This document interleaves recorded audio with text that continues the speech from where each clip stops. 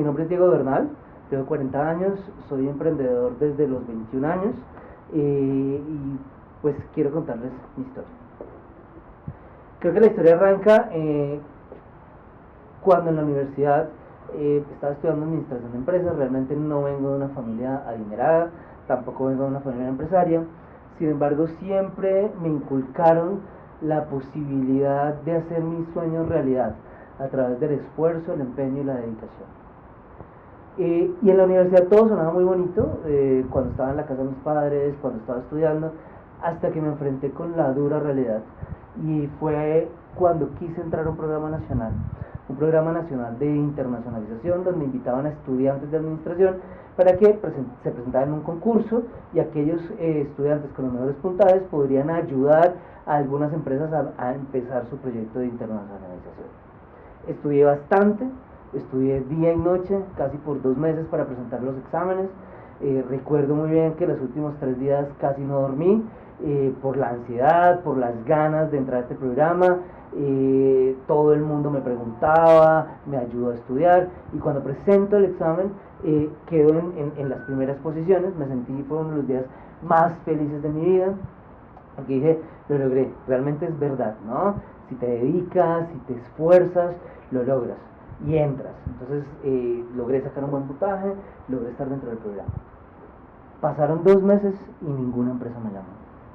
Empecé a estar un poco frustrado. En el día del examen me hablé con algunos estudiantes, muchos de ellos eran de una universidad muy importante acá en Colombia. Y cuando empiezo a preguntarles, yo los llamé primero en qué puestos habían quedado, y yo había quedado por encima de ellos. Y cuando empiezo a llamarlos, después de esos 2 meses, me empiezo a dar cuenta que ellos ya habían conseguido empresas, y que las empresas ya los habían llamado, y no entendía qué era lo que estaba pasando. Finalmente, me doy cuenta que solamente estaban entrando estudiantes de esa universidad del programa. Y empecé a sentir cómo era la injusticia y la frustración y la impotencia que sentía al ver que se estaba escapando de mí esa posibilidad y ese sueño que yo quería con tanto esmero, y que había buscado con tanto esmero y dedicación. Por cosas de la vida, encuentro un microempresario que quiere entrar al programa, ¿sí? Y esta persona me dice, pues hagamos una cosa, ayúdame a presentar los documentos, y si realmente logro entrar al programa, pues si tú estás entre los mejores y todo lo que me estás contando, pues yo te pido en la terna, ¿sí? Y si eres el mejor de la terna, pues trabajas con nosotros. Entonces así lo hice, le ayudé, entró al programa, y cuando en el programa preguntan por mí, efectivamente yo era una de las personas registradas, una persona con muy buen puntaje, y finalmente cuando les llega la terna, no estoy yo en la terna. El empresario se sorprende, le pregunta a las personas, los llaman de esta universidad porque eran asesores del programa, y los profesores de la universidad le recomiendan no optar porque yo esté en la terna. Solamente le recomendaron que tuviera estudiantes de la calidad que tenía su universidad. Gracias a Dios, el empresario se obsesiona por querer trabajar conmigo, por querer que realmente me den la oportunidad de participar en la terna. Entonces exige a la universidad que le demuestre con argumentos, y a la institución pública con argumentos, por qué yo no podía estar en la terna y por qué los otros eran mejores. No pudieron demostrarlo, que fueron obligados a presentarme en la terna, y cuando me presentan en la terna me llama un profesor de esta universidad. El programa era de una institución pública, sin embargo esta persona tuvo acceso a mis datos, me llama a la universidad y me cita en su casa para sencillamente decirme algo, y es que yo no iba a entrar a trabajar con esa empresa porque no tenía la calidad ni las competencias para hacer un buen trabajo. Un profesor con mucha experiencia, con mucho renombre en la universidad, y curiosamente, pese a lo que podríamos estar pensando, que una universidad en contra mío para no entrar al programa, una institución que lo permitía, y todo este tipo de cosas, y además una negativa donde me estaban diciendo que yo no podía entrar, tal vez me hubiera derrumbado, pero en ese momento me di cuenta de algo que empezó a iluminar el camino, que hoy en día todavía me tiene donde estoy. Y es que si se estaban tomando tantas molestias, cuando yo ya me sentía rendido, cuando yo contra una universidad tan importante no iba a pelear, contra una institución tampoco, cuando ya realmente después de tantos meses esperando, ya mis fuerzas las había agotado, pero al ver a este profesor tratándome de convencer, empecé a darme cuenta que no era tan pequeña como yo creía, que realmente no se iban a tomar tantas molestias si yo fuera tan insignificante. Y me di cuenta que yo estaba siendo mi principal enemigo. Me di cuenta que la persona que primero debía estar ahí, dándome fuerzas, era yo mismo, creyendo en mí, en mis posibilidades, en no rendirme, pese a que las adversidades cada vez fueran más grandes e incluso instituciones, algo tenía yo que hacía que a ellos les diera temor. Y esa perspectiva cambió mi horizonte y empecé a pelear enfáticamente. Nos hicieron entrevistas, realmente el empresario me felicitó, me escogió, luego entramos al programa y lo desarrollamos exitosamente, y eso empezó a marcar una ruta muy interesante para mí, de no rendirme, de no desfallecer, de no sucumbir frente a ese tipo de adversidades. Otro momento importante que les quisiera contar también se dio más o menos hacia el 2010, cuando tuvo una crisis muy importante a nivel empresarial.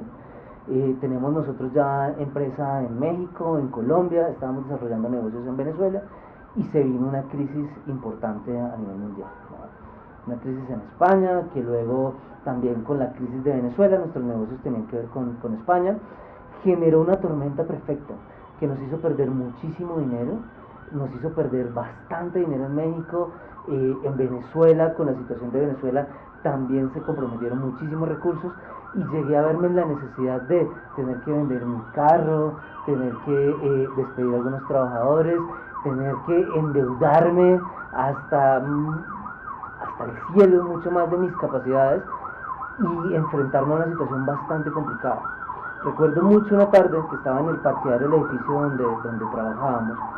Yo empecé a bajar todas las tardes a respirar 30 minutos porque era muy difícil tener que ver a mis empleados, saber que tendría que despedir a alguno ese día también, saber que no iba a tener con qué pagar la nómina, sentir que además de cerrar mi empresa iba a quedar con unas deudas que no iba a poder pagar, que tal vez iba a tener que endeudar a mi familia, a mis padres, y meter a todo el mundo en una situación que yo había creado. Y una tarde de esas, recuerdo mucho, también empecé a fumar, también un grave error y afectando a mi salud, dormía 2 horas. Mi padre se acerca y me dice: mira, yo sé que no te puedo ayudar porque tú eres el administrador, tú eres el empresario, pero lo que te quiero decir es que esta situación también va a pasar, no sé cómo, lo sabes tú, en tu interior está, porque tuviste la capacidad de llegar hasta aquí, puedes tener la capacidad para salir de esta misma situación. Tú tienes la solución. Y en ese momento también me recomendaron hablar con algunas personas que al final llegaban a la misma conclusión y me decían: la solución está en ti. Respira, toma fuerzas, ¿sí? Salte de la situación por un momento, mira los toros por fuera de la barrera, reorganízate. Lo primero que encontré al respirar es que era una de las cosas que me estaba haciendo. Me estaba dejando agitar demasiado por la situación, estaba volviéndome impulsivo, me estaba desesperando, no podía ya realmente respirar, me estaba sintiendo asfixiado, ¿sí? Prácticamente estaba muriendo en vida, ¿sí? Literalmente, porque incluso me tuvieron que empezar a hacer un tratamiento para ver si tenía que yo empezar a estar medicado por vida, porque tenía unas taquicardias muy seguidas. Y cuando empecé a respirar me di cuenta que lo primero que tenía que salvaguardar era mi cuerpo y mi mente. Luego, cuando salí de la situación y dije: tengo que respirar, tengo que hacerme más lejos de lo que me está pasando, me empecé a dar cuenta que lo que me estaba pasando, aunque era muy grave, se veía menos grave desde afuera. Realmente ese gigante problema no era tan grande. Las cosas, cuando lo miramos en perspectivas, se ven de su tamaño real. Y nos podemos estar ahogando en ese vaso de agua, en ese problema, y tomar fatales decisiones.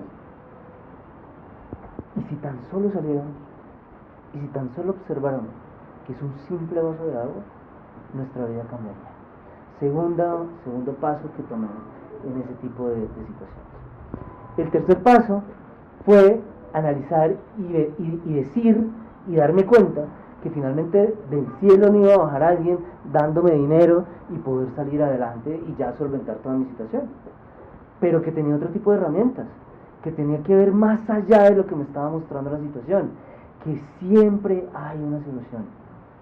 El gran tema es encontrarla y tener la paciencia para poder buscarla. Entonces empecé a buscar y a buscar y a buscar diferentes alternativas. Empecé a pensar cómo podía salir de esta situación, qué eran las cosas que yo no podía cambiar, cuáles eran las que sí podía cambiar, ¿sí? Todo esto respirando, ¿sí? Mirando los temas de afuera, respondiendo y poniéndole el pecho a las situaciones, teniendo valentía para asumir el error, pero teniendo la fuerza para poder salir adelante.